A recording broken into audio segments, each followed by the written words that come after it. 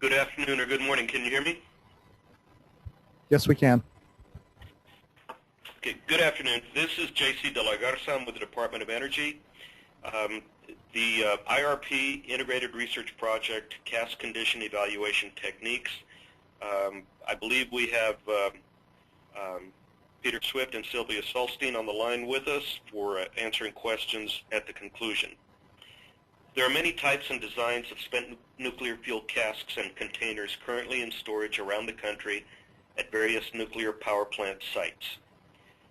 The inventory of spent fuel in these casks and containers is large and with varying burnup rates and out-of-reactor times. The casks containers have multiple internal components that are designed to provide structural integrity during storage and in some cases during transportation. The long-term stability of the internals and spent fuel and its cladding is important to maintain subcriticality of the fissile materials in the casks containers. Given the desired attributes for the cask container design, it is a challenge to assess the condition of the internals and the spent nuclear fuel non-intrusively after prolonged storage periods. This research topic addresses the development of innovative technologies to determine the extent of any damage or degradation of internal components from prolonged storage or handling at storage sites. Background. There are non-destructive examination techniques currently in use where surface damage and in some cases volumetric assessments can be performed on a reasonable scale on concrete or metal components.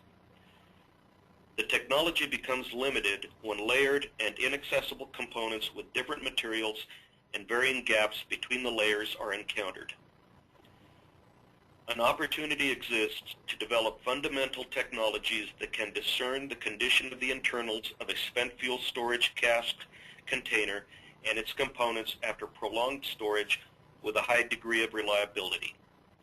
The development of a new technology or a combination of technologies can support the designing of simplified tools that can be used at orphan nuclear reactor sites and spent fuel storage installations for sorting and isolating any operationally degraded casks or canisters at these locations. The development of new technology or technologies to support the design of simplified tools that can be used for assessing, cataloging, sorting, and isolating any operationally degraded casks or canisters is the main objective. Slide 5, please. Work to be performed. Innovative methodology development. Here, describe the underlying fundamental principles along with a description of the technology to be developed with an assessment of any limitations. Justification for how the technology will be successful should be provided based on any experimental or analytical studies that may be available.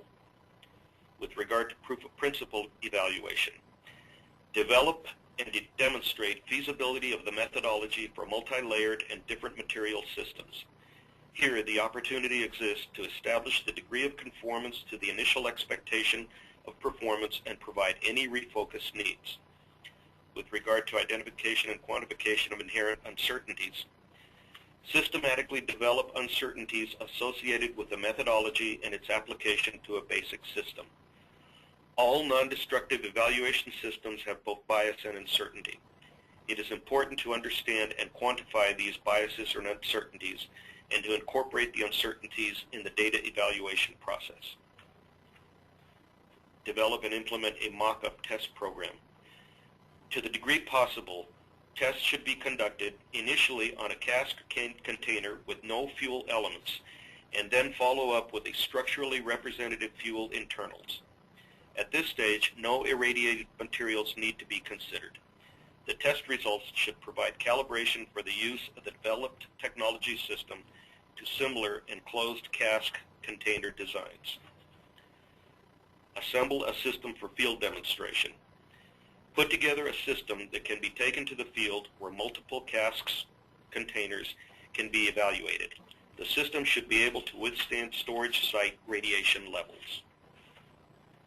Conduct a field demonstration. Working with a storage facility operator, conduct a field demonstration of the system in the field, and develop an evaluation of the field study. Prepare a detailed final report. The report will document the R&D elements of the IRP, provide bias and uncertainty in the system, and discuss the lessons learned from the effort. Slide 6, please. Tasks to be performed. Task 1, development of an integrated plan, technology development and testing. That's 3 months after the beginning of the performance period. Task 2, methodology development. 9 months after beginning of performance period. Task 3, proof of principle testing and uncertainty evaluation. 15 months after beginning of performance period. Task 4, develop and implement mock-up tests. 26 months after beginning of performance period. Task 5, field demonstration. 33 months after beginning of performance period. Task 6, complete project report. 36 months after beginning of performance period. Slide 7, please. Deliverables.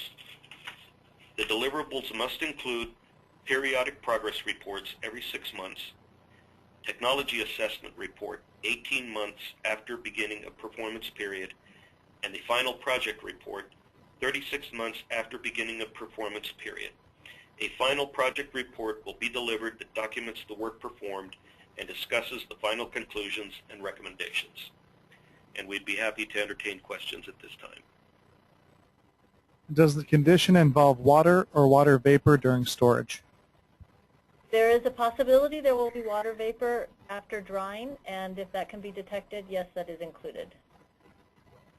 I think this is a follow-up to the first question. Are fuels immersed in water all of the time of interest?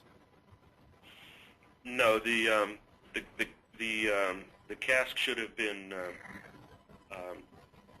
drained of water. Sylvia or Peter, do you want to add to that? That's correct.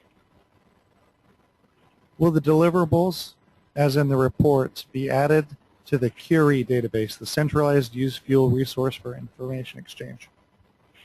I'll need help with that one, Peter, Sylvia. Not necessarily. Could you detail in what circumstances they would be? This is Peter. After receipt by the DOE and approval. The next question is, does this call entail only evaluation of fuel rods inside the canister, or does it include the canister and cask as well? It includes the all of the internals, the basket configuration, and the internal condition of the cask and canister. Does cask condition evaluation include detailed study of degradation mechanisms on the cask? The answer is we're going to follow up on with another IRP, canister corrosion evaluation, and that question will probably be answered in that presentation.